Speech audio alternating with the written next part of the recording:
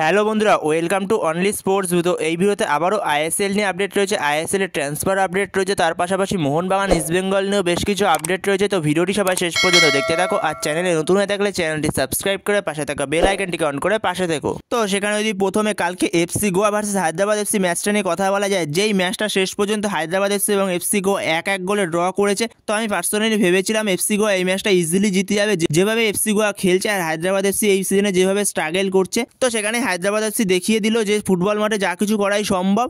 তো শেষ মুহূর্তে হায়দ্রাবাদ এফসি একটা গোল করে দুরন্ত কামব্যাক করলো। তো সেখানে শেষ পর্যন্ত 1-1 গোলে ড্র হলো ম্যাচটা।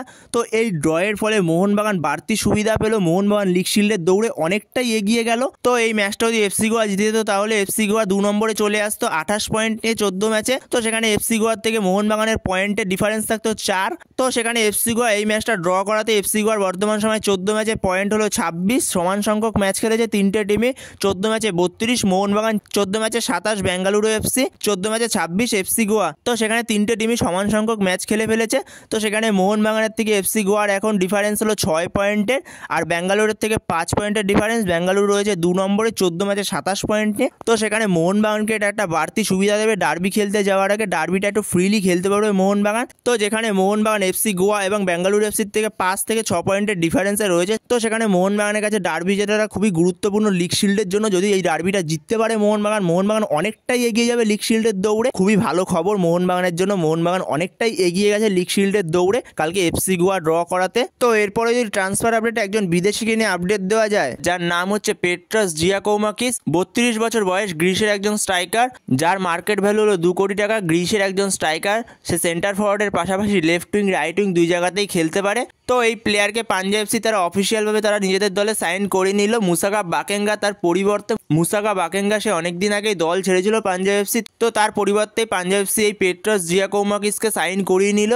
তো এর পরের আপডেটটা হচ্ছে মোহনবাগানকে নিয়ে। তো মোহনবাগান কালকে অনুশীলনের পরে মোহনবাগান অনুশীলনের থেকে একটা খারাপ খবর বেরিয়ে এসছে যে অনিরুদ্ধ থাপা তার চোট লেগেছে। তো সেখানে অনিরুদ্ধ থাপা সে একটা বল পাস দিতে গিয়ে তার অ্যাঙ্কেলটা ঘুরে গেছে। তো সেখানে অনিরুদ্ধ থাপা ডার্বির জন্য সে পুরো অনিশ্চিত এখন। তো ডার্বির জন্য সে অনুপস্থিত, এবং তাছাড়াও ডার্বি ছাড়াও সে আরও 2-3টে ম্যাচ হয়তো অনুপস্থিত থাকতে পারে। কারণ যেটুক বোঝা যাচ্ছে, বা এখনও পর্যন্ত অফিসিয়াল কোনো আপডেট আসেনি, তো যেটুক বোঝা যাচ্ছে তার হয়তো হ্যামস্ট্রিং ইঞ্জুরি হয়েছে। এখনও পর্যন্ত অফিসিয়াল কোনো আপডেট আসেনি, বাট হ্যামস্ট্রিং ইঞ্জুরি হয়েছে হয়তো।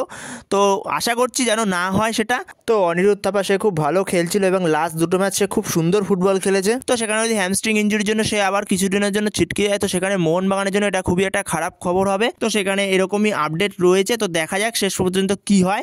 আমি যে প্লেইং 11টা বানিয়েছিলাম কালকে, তো সেই প্লেইং 11-এ আমি অনিরুদ্ধ থাপার সঙ্গে আপুয়াকে রেখেই স্টার্ট করেছিলাম মাঝমাঠে। তো সেখানে মলিনা অনুশীলনে ওরকমই পরিকল্পনা করছিল অনিরুদ্ধ থাপার পাশে আপুয়াকে রেখেই, কিন্তু যখন অনিরুদ্ধ থাপা চোট পেয়েছে তো তারপরে মলিনা ওই জায়গায় সাহালকে নিয়ে এসছে, সাহালকে খেলাচ্ছে। তো সেখানে ডার্বিতে আশা করছি আপুয়ার পাশে সাহালই স্টার্ট করবে। তো মলিনা যেরকম ভাববে হয়তো ওই জায়গাটায় সাহালকে দিয়ে স্টার্ট করবে। সাহাল আগের দিন বেশ ভালো ফুটবল খেলেছে, তো সেখানে ওখানটায় হয়তো অনিরুদ্ধ থাপার জায়গাটায় সাহালকে দিয়ে স্টার্ট করাবে। তো মলিনা কালকে সেরকম ভাবে অনুশীলন করিয়েছে, থাপার জায়গায় সাহালকে দিয়ে স্টার্ট করিয়ে অনুশীলন করিয়েছে আপুয়ার পাশে। তো দেখা যাক মলিনা কি করে। এই জায়গাটায় চিন্তার কারণ রয়েছে মলিনা, দেখা যাক এই জায়গাটায় শেষ পর্যন্ত কাকে দিয়ে স্টার্ট করায়। তো এরপরের আপডেটটা হলো ইস্টবেঙ্গলকে নিয়ে। ইস্টবেঙ্গলের নতুন প্লেয়ার রিচার্ড সেলিস, তাকে তো সাইন করিয়েছে মাদিতালের রিপ্লেসমেন্ট হিসেবে ইস্টবেঙ্গল। তো সেখানে রিচার্ড সেলিসের জার্সি নম্বর কত হতে চলেছে?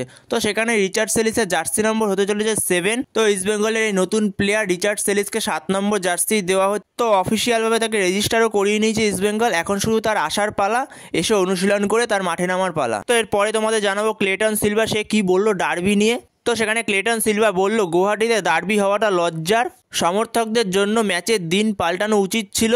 আমাদের ব্রাজিলেও ডার্বি অনুষ্ঠিত হয়, আমরা ভাবতে পারি না শহরের বাইরে গিয়ে ডার্বি খেলবো।